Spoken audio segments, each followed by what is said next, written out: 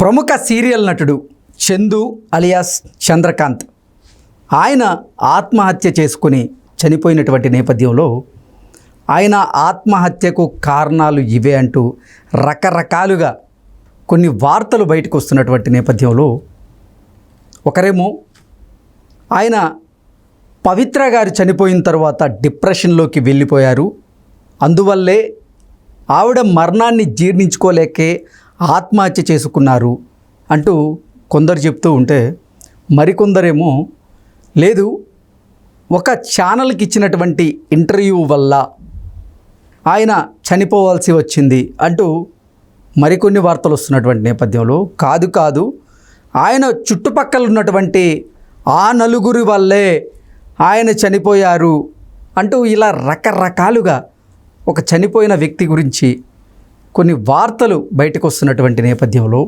అసలు చందు అలియాస్ చంద్రకాంత్ ఆత్మహత్యకు కారణాలేంటి, ఆయన ఆత్మహత్య చేసుకునేంత పిరికివాడా, అసలు ఆత్మహత్య చేసుకోవాల్సిన అవసరం ఎందుకు వచ్చింది అనే అంశాలకు సంబంధించి మనతో మాట్లాడేందుకు చంద్రకాంత్ బెస్ట్ ఫ్రెండ్ అలాగే ప్రముఖ సినీ క్రిటిక్ దాసరి విజ్ఞాన్ మనతో ఉన్నారు, ఆయనతో మాట్లాడదాం. విజ్ఞాన్ గారు నమస్తే అండి. నమస్తే. విజ్ఞాన్ గారు, ప్రముఖ సీరియల్ నటుడు చందు అలియాస్ చంద్రకాంత్ ఆయన ఆత్మహత్య అందరినీ కలిచివేసింది. అసలేంటి ఆయన ఆత్మహత్య చేసుకోవడానికి కారణం ఏంటి, ఆయన ఆత్మహత్య చేసుకునేంత పిరికివాడా? కొంతమంది ఏమో పవిత్ర చనిపోయిన బాధలో ఆ దుఃఖంలో ఆ డిప్రెషన్లోకి వెళ్ళిపోయి ఆయన ఆత్మహత్య చేసుకున్నారంటూ కొంతమంది చెప్తూ ఉంటే మరికొంతమంది ఏమో లేదు చుట్టుపక్కల వాళ్ళు సూటుపోటి మాటలతో ఆయన జీర్ణించుకోలేక మాటల్ని సూసైడ్ చేసుకున్నారని కొందరు, ఇలా రకరకాల వార్తలు అయితే వస్తూ ఉన్నాయి. అసలు ఏంటి ఆయన చావుకి కారణం ఏంటి అంటే ఏం చెప్తారు? కట్టే కొట్టే తెచ్చలాగా మాట్లాడుకుంటే యాక్చువల్గా మనం కొంచెం లేట్గా చేస్తున్నాం ఇది. అసలు విషయంలోకి వెళ్తే చందు అతని పేరు. 10th క్లాస్ నుంచి శిల్పని ప్రేమించాడు. 11 సంవత్సరాలుగా అలా సాగింది. ఇంట్లో ఒప్పించి పెళ్లి చేసుకున్నారు. 6 ఏళ్ళ సంసారం బాగానే సాగింది, పిల్లలు ఉన్నారు, హ్యాపీ. ఇతను చిన్న క్యారెక్టర్లు చేసుకుంటూ ఎదిగాడు. ఆ తర్వాత ఇక ఈ అమ్మాయి గురించి మాట్లాడుకుంటే పవిత్ర జయరాం, తను ఎప్పుడో చిన్నప్పటి నుంచి హీరోయిన్ అవ్వాలని కలలు కనేది. సో వాళ్ళమ్మ చూసి ఏంటో ఈ పిల్లకి ఏంటి ఇలా ఉంది అని చెప్పేసి పెళ్లి చేసేసింది. పెళ్ళైన ఎప్పుడు 16 ఏళ్ళకే పెళ్ళైన వెంటనే బాబు, తర్వాత ఏడాదికే మళ్ళీ పాప. ఆ తర్వాత హస్బెండ్తో ఉండలేకపోయింది సరిగా, సంసార లైఫ్ అంతా తనకు నచ్చల, తనకి ఇంకేదో కావాలి. సో ఇవ్వడలేకపోయింది, కొన్నాళ్ళకి విడాకులు, బ్రేకప్. పిల్లల్ని పెంచడానికి చాలా కష్టపడింది, కూలి పని నాలి పని చేసింది. తర్వాత చిత్త జూనియర్ ఆర్టిస్ట్కి వెళ్ళింది, అట్లా క్యారెక్టర్ ఆర్టిస్ట్. అలా కన్నడలో 4-5 సీరియల్ చేస్తా ఏదో రకంగా ఉంది. అదృష్టం మన తెలుగు రూపంలో తలుపు తన్నింది. ఎలా అంటే మన వాళ్ళకి ఇక్కడ కర్మగాలి హీరోయిన్ కన్నడ వాళ్ళే కావాలి. అది అడుక్కు తినేదైనా పర్లేదు, వీడు అడుక్కు తినేవాడైనా పర్లేదు, సీరియస్లీ అక్కడ వాళ్ళే కావాలి. ఒక పవర్ఫుల్ ఫీమేల్ క్యారెక్టర్ కూడా అక్కడ నుంచే కావాలి. మిగతా చిత్తగా క్యారెక్టర్ ఎక్కడి నుంచి ఎవడొచ్చినా మాకు పర్లా. అలా పెట్టుకున్నారు మన వాళ్ళు, రూల్ అండ్ రెగ్యులేషన్ లాగా. వాళ్ళు ఎవరైనా పర్లా, కన్నడ నుంచి వస్తే చాలు ఆమె హీరోయిన్. అట్లా కన్నడ హీరోయిన్ తెచ్చుకున్నారు, కన్నడ హీరోని తెచ్చుకున్నారు. అలాగే ఒక కన్నడ పవర్ఫుల్ లేడీ క్యారెక్టర్ కోసం ఈవిని ఎంచుకున్నారు. ఈవిడ దశ ఇలా తిరిగింది అంటే అక్కడ ఎన్ని పాత్రలు చేసినా ఇక్కడ మంచి క్యారెక్టర్ దొరికింది. రాను తిలోత్తమ క్యారెక్టర్ చాలా పెద్ద హిట్ అవ్వడము, ఒక కీ రోల్ పోషించడం. పైగా సీరియల్ ఏంటంటే సోషియో ఫ్యాంటసీ 3-9, రకరకాల క్యారెక్టర్లు. వాళ్ళే పాములు అయిపోతారు, మనుషులు అయిపోతారు, ఇంకేమో అవుతారు, వాళ్ళకే మంత్రాలు, ఈ తంత్రాలు ఇవన్నీ ఉంటాయి. జనాలకు ఒక రకంగా నచ్చింది. అప్పుడెప్పుడో మన ఆర్కే ప్రొడక్షన్స్లో ఇతను రాఘవేంద్రరావు గారు మనోయజ్ఞం అనే సీరియల్ తీశాడు ఈటీవీలో, ఇట్లా సోషియో ఫ్యాంటసీ లాగా. తర్వాత చాలా రోజులకి ఇప్పుడు ఇదే అని చెప్పుకోవచ్చు. అంత బాగా ఒక డైలీ సీరియల్ బాగా హిట్ అయింది అంట. అలా సాగింది. ఇక వీళ్ళ క్యారెక్టర్స్ గురించి మాట్లాడుకుంటే చందు ఆమెకు తమ్ముడు అవుతాడు సీరియల్లో, దీంట్లో. అలా ఎందుకో దగ్గర అయ్యారు, వీళ్ళకి ఎందుకో ప్రేమ పుట్టింది, కలిసి ఒకరినొకరు ఇష్టపడ్డారు. నాకు పెళ్ళయింది, పిల్లలు ఉన్నారన్న విషయం ఈయన మర్చిపోయాడు, ప్రేమించి పెళ్లి చేసిన విషయం ఈయన మర్చిపోయాడు. నాకు అంతెత్తు కూతురు కొడుకు ఉన్న విషయం ఆవిడే మర్చిపోయింది. 53 ఏళ్ళు ఆవిడకి, 33 ఇతనికి, 20 ఏళ్ళ డిఫరెన్స్ ఉంది. సో ఏదో ప్రేమించుకున్నారు, కలిసి ఉండాలనుకున్నారు.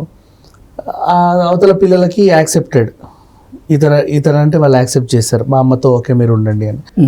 ఈవిడ ఏంటంటే నువ్వు సంతోషంగా ఉంటున్నావు కదా, నాకు నీ సంతోషమే కావాలి, సరే ఉండు ఏదో రకంగా, నాకు అప్పుడప్పుడు వచ్చిపోయినా పర్లేదని ఈవిడ అడ్జస్ట్ అయిపోయింది. అలా వీళ్ళ సంసారం సాగింది. వీళ్ళు కలిసి ఇండస్ట్రీ అంతా తెలుసు, మొత్తం సీరియల్ ఇండస్ట్రీ మొత్తం వీళ్ళిద్దరు కలిసి కపుల్లని తిరుగుతున్నారని అందరికీ తెలుసు. ఎప్పుడైతే అనుకోకుండా ఒక షూటింగ్ నిమిత్తమై వీళ్ళు రిటర్న్ బెంగళూరు నుంచి వచ్చేటప్పుడు ఆర్టీసీ బస్సు ఓవర్టేక్ చేసే ప్రయత్నంలో ఇట్లా దగ్గరకు వస్తే ఇతను కొంచెం అటు తిప్పడం, డివైడర్ని ఢీ కొట్టడం, ఇతనికి గాయాలవ్వడం, స్పృహ కోల్పోవడం. ఇతన్ని చూసి ఆమె గట్టిగా అరిచి ఆమె స్పృహ కోల్పోవడం, ఇద్దరు కలిసి హాస్పిటల్కి వెళ్ళడం, అతను కొంచెం బతికి బట్టగట్టి కొంచెం ఏదో గాయాలతో రావడం, ఆవిడ పూర్తిగా ప్రాణాలు కోల్పోయిందని తెలియడం, డిప్రెషన్లోకి వెళ్ళిపోయాడు. అంతవరకు కట్. ఇప్పుడు జరిగిందేంటి అనేది ఆయన పోలీసులకు చెప్పుకుంటాడు. వాళ్ళు కూడా అయ్యో అవునా ఇలా జరిగింది అలా జరిగింది అని కూడా సీసీటీవీ ఆధారితంగా అన్నీ గమనించి నిజాయితీ అయితే నిజాయితీ, లేదంటే లేదు యాక్సిడెంట్ లానే రిజిస్టర్ చేసేసి ఉంటారు నార్మల్గా. ఇప్పుడు ఇంకా మన వాళ్ళ అత్యుత్సాహం, మీడియా వాళ్ళందరూ కూడా యూట్యూబ్ ఛానల్స్ వాళ్ళు వీళ్ళందరూ వెళ్తారనమాట. వెళ్ళి రోజు అడిగిందే అడిగి, మాట్లాడిందే మాట్లాడి, చెప్పించుకుందే మళ్ళీ చెప్పించుకొని, అతను ఎంత ఎమోషన్గా అతని దగ్గర కన్నీళ్లు పిండితే వీళ్ళకంత టీఆర్పీ. గుచ్చి గుచ్చి గుచ్చి గుచ్చి ఏం జరిగింది, ఎక్కడ బయలుదేరారు, ఎలా వచ్చారు, ఎక్కడ టర్న్ అయ్యారు. ఆయన కూడా అంతే ఓపికగా 100 మందికి చెబుతా అక్కడే మనిషి పోయిన బాధలో ఆయన ఉన్నాడు, ఆల్రెడీ డిప్రెషన్లో.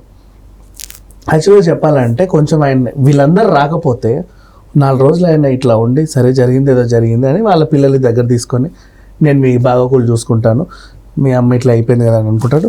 వీళ్ళ ఆవిడని కూడా దగ్గర తీసుకొని నన్ను క్షమించు, ఇట్లా నేను ఏదో తప్పు చేశాను కానీ ఇంకెప్పుడు ఇట్లాంటి పనులు చేయను, నేను చూసుకుంటాను, నాకు వచ్చిన కోరిక ఉంది. పాపం వాళ్ళకి తండ్రి లేని పిల్లలు, తండ్రిని వదిలేసింది, తల్లి లేదు, చూసుకుందాం అందరం బాగుండామని అనుకునేవాడేమో మేబీ పాజిటివ్గా ఉంటే. ఇతని మైండ్ని చెడగొట్టి మానసికంగా వేధించి చంపింది ఆ మీడియా ఛానల్స్.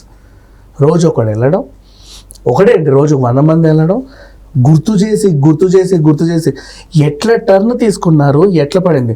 అదైన తర్వాత మీ పరిచయం చెప్పండి, బాగా అలా ఉండేవాళ్ళు కదా, ఇలా ఉండేవాళ్ళు, మీ ఇద్దరి మధ్యలో ఎప్పుడన్నా గొడవ పడ్డాలు, ఎమోషనల్ సిచ్యువేషన్లు, ప్రేమించుకున్నవి అన్నీ గుర్తు చేసి ఒకటికి 10 సార్లు పూటకి కనీసం తింటున్నాడో తాగుతున్నాడో కూడా తెలియదు కానీ అడిగిందే అడిగి మళ్ళీ కొంతమంది గంట ఇంటర్వ్యూలు కొన్ని మీడియా ఛానళ్ళు అయితే వాళ్ళకైతే అది పెద్ద ఛానల్ అన్న ఫీలింగ్లో ఉండి ఇంకా ఎమోషన్ పిండుకోవడం.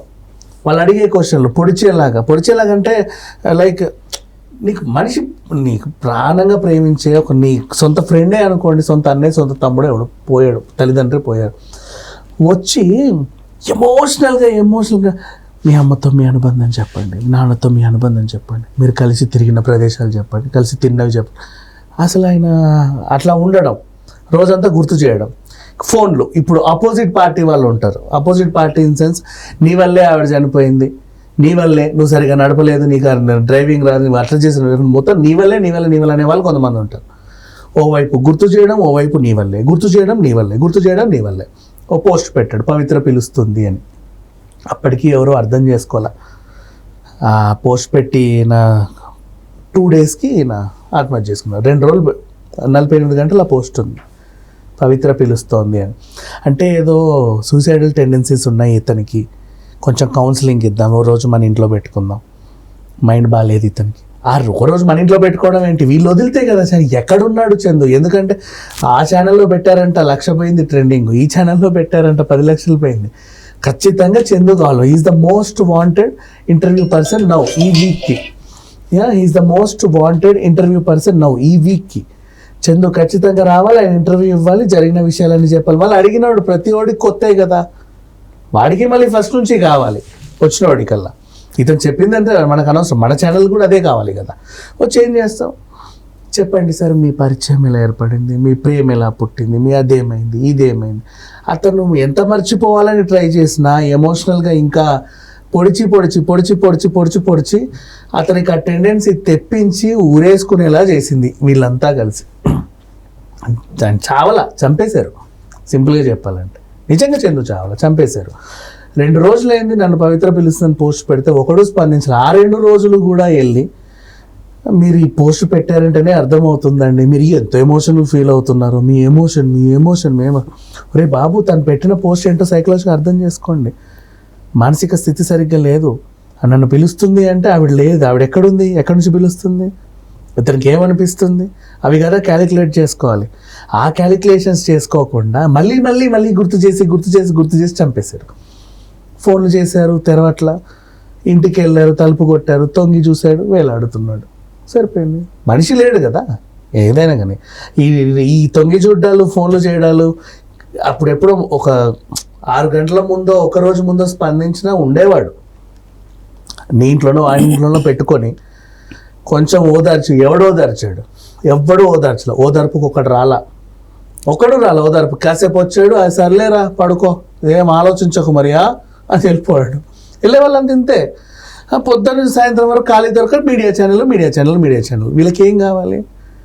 ఆయన టాపిక్లు చెప్తే బాగా పోతుందంట. ఈ వారం అంతా ఆయన ట్రెండింగ్, ఖచ్చితంగా ఆయన కావాలి. ఇది సంగతి. అండ్ ఇప్పుడు పర్సనల్గా అడిగేవాడు చెప్తున్నా, ఇతని మెంటాలిటీ ఏంటంటే ఒంటరిగా ఉండాలనుకుంటాడు. ఓకే, ఒంటరిగా తనలో ఆనందాన్ని ఒంటరిగా, అంటే ఇప్పుడు భార్య ఉన్నా, ఇప్పుడు ఆమెతో రిలేషన్లో ఉన్నా, ఏం చేసినా మనకి ఎక్కడ పరిచయం ఎక్కువ అంటే ఎయిర్పోర్ట్లోనే. గోవా ఎయిర్పోర్ట్, మన గోవా గేట్ దగ్గర, గేట్ నెంబర్ 109 నుంచి 121 వరకు అందరూ ఏదో గేట్ గోవాకే ఉంటుంది. సో అక్కడ ఉన్నాడు, ఒక్కడే వస్తాడు, లుంగి కట్టుకుని వస్తాడు. ఆ లుంగి క్యారెక్టర్ ఏంటంటే ప్రేమ్ నగర్ సీరియల్లో ఆయనకు అలవాటు బాగా నచ్చింది అది. కొంచెం ఎందుకు అలాగే బయట కూడా అలాగే తిరుగుతున్నాడు, వైట్. క్యాజినోకి వెళ్తాడు ఒకటే రోజు, బాగా రమ్మంటాం, రాడు. ఎందుకు అంటే ఆ క్యాజినోలో ఆయన మనకి ఫ్రీ రూమ్ ఇస్తారు. ఒకటే ప్యాకేజ్ కింద రూము గీము అన్ని వాళ్ళది ఒక ప్యాకేజ్ ఇంత ఉంటుంది. 10,000 20,000 నువ్వు కట్టేస్తే ఒక డ్రెస్ కోడ్ అవి ఇవి అన్ని ఇస్తారు ఆ ప్యాకేజ్లో. And complimentary drink, breakfast, dinner, buffet అన్ని కూడా అన్ని దాంట్లోనే వెళ్ళిపోతాయి. క్యాసినోకి మీరు కూడా వెళ్ళారా అతనితో పాటు? నేను క్యాజినో చాలాసార్లు వెళ్ళాను, ఇంతో పాటు ఎప్పుడు వెళ్ళా. అండ్ ఆడాలి, ఆడతాడు, తర్వాత వస్తాడు. ఎంత గెలుస్తాడు, ఏం గెలుస్తాడు, సరే పోతే పోయాయని చెప్తాడు, వస్తే వచ్చాయని చెప్తాడు, హ్యాపీ. కానీ మోస్ట్లీ చాలాసార్లు పోగొట్టుకునే వచ్చాడు. ఎప్పుడు ఈయన గెలిచిన దాఖలా చూడలే, కానీ వస్తానే ఉంటాడు. అంటే ఈయన వైఖరి ఎలా ఉండేది, ఈయన బిహేవియర్ కానీ? క్యాజినోకి ఎప్పుడు ఎవరు ఒంటరిగా వెళ్ళరు, మోస్ట్లీ జెంటల్ గా వెళ్తారు. అంటే వీడి సలహా ఇస్తాడేమో, వీడి హ్యాండ్ ఎలా ఉంటుంది, మేము ఎప్పుడైనా అంతే 2-3 కలిసి వెళ్తే అదొక ఆనందం అంతే. ఒక్కడే వెళ్ళే వాళ్ళు చాలా రేర్గా ఉంటారు, సోలో ట్రావెలర్స్. బట్ ఈయన సోలో ట్రావెలర్స్ విషయానికి వస్తే వాళ్ళు పెళ్లి కాని బ్యాచిలర్స్, చాలా ఏజ్ అయి ఉండి కొంచెం అట్లా ప్రకృతిని ఆస్వాదిస్తే వెళ్ళే వాళ్ళు ఉంటారు. కానీ ఇతను అట్లా కాదు. తనకి రిలేషన్షిప్లో కొంతమంది ఉన్నారు, పెళ్ళయ్యే ఉంది, రోజు 10 మందితో తిరుగుతాడు. కానీ ఇదంతా ప్రపంచంలో నుంచి ఒకే ఒక రోజు 2 రోజులు అట్లా గోవాకి వస్తాడు.